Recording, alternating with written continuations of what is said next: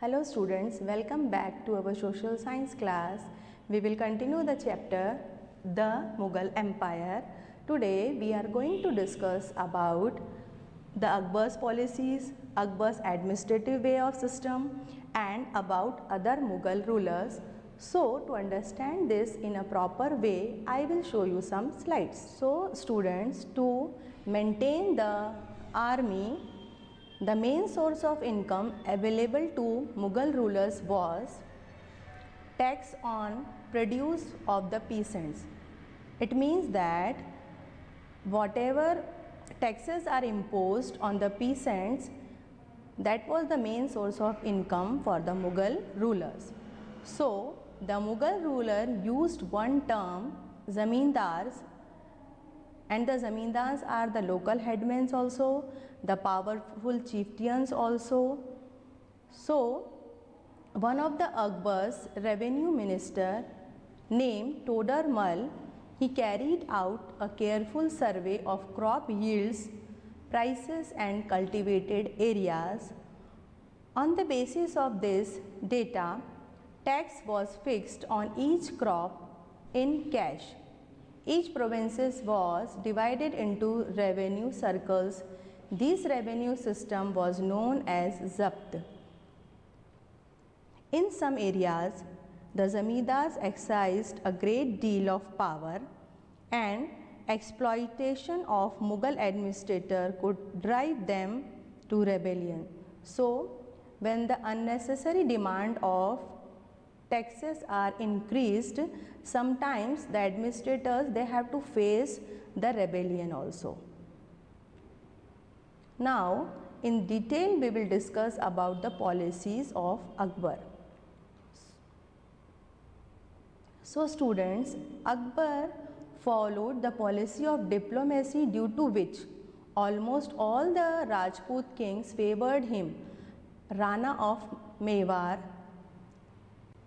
he supported Akbar in all sort of wars. They have a very nice understanding between them.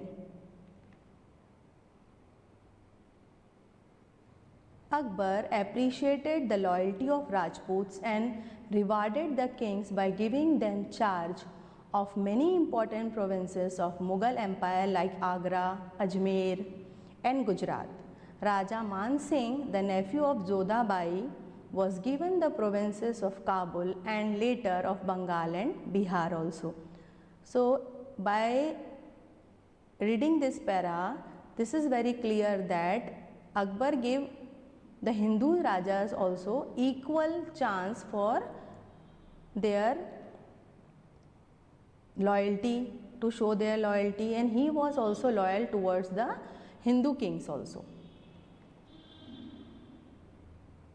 Akbar married Jodha Bai, the daughter of Raja of Ambar, by entering into the ties of marriage with Rajput kingdoms. Akbar further cemented these relations with the Rajputs. Now later, Jahangir was the ruler who ruled from 1605 to 1626. Jahangir succeeded his father Akbar and ruled from 1605. Opposite of his father, poor monarch and warrior but good at maintaining the status quo,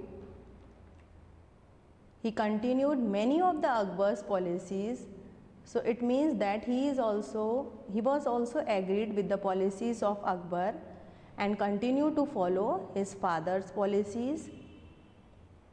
Jahangir married Noor Jahan. She became the real ruler of the empire until the death of her husband. It means that Noor Jahan ruled the Mughal Empire after the death of his husband also, and she was also a very successful emperor. Shah Jahan was also known as the master builder. He ruled our country from 1625 to 1658. The master builder. Here Shah Jahan succeeded his father in 1627. Better ruler than Jahangir. He was proved as the better ruler than Jahangir because he restored the efficiency of government, recovered territories and maintained peace and order in his own empire. The empire was expanded in the time of Shah Jahan. So, by reading these lines, it was clear that Shah Jahan was also a very successful ruler of Mughal dynasty.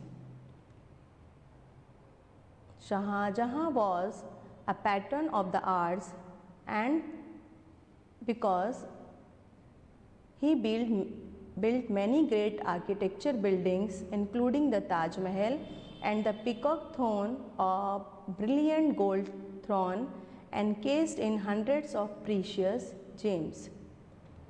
Aurangzeb was the last Mughal emperor. He ruled from 1658 to 1707. He was also known as an intolerant king due to his cruel policies towards the Hindus. So, Aurangzeb was ascended the throne after disposing his father and beating out his two brothers. The empire declines under his reign. So, what are the three main reasons for the decline of empire? Because he removed all the free status of Hindus, destroyed Hindu temples and also crushed semi-autonomous Hindu states.